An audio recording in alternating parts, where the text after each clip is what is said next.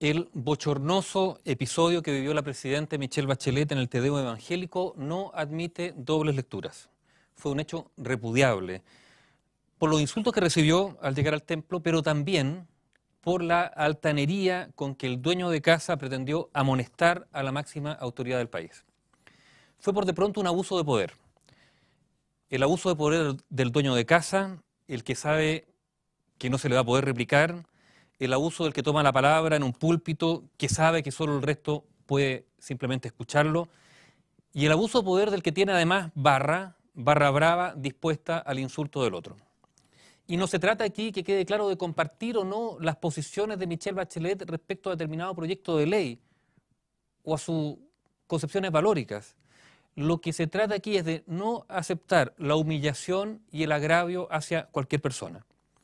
En primer lugar, se ofendió a Michelle Bachelet, pero también a la figura presidencial. No es la primera vez que ocurre. Recuerdo, por ejemplo, que Sebastián Piñera, siendo presidente, una mujer se acercó para escupirlo.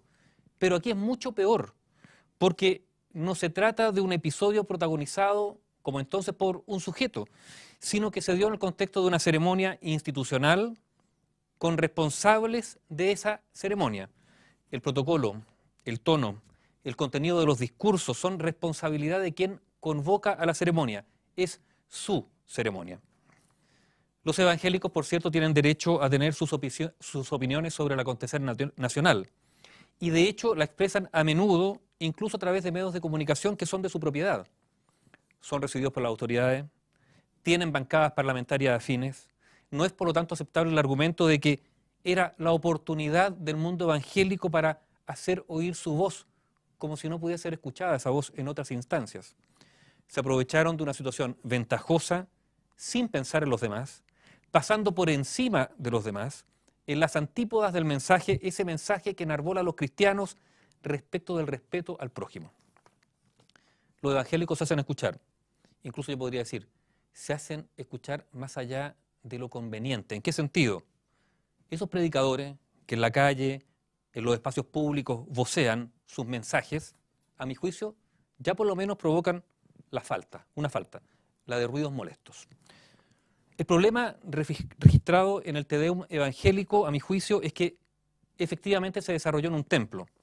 Y allí, en los templos, se hacen invocaciones desde la fe.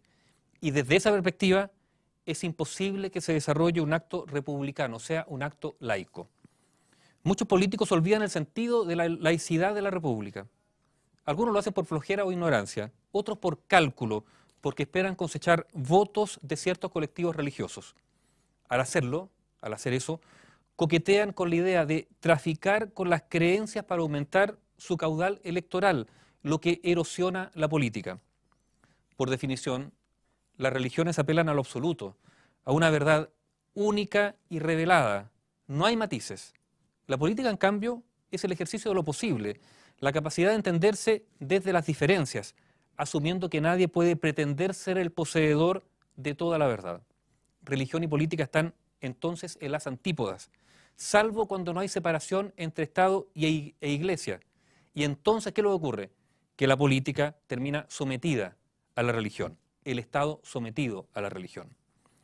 La religión es parte de la intimidad de las personas y en ese espacio nada es reprochable.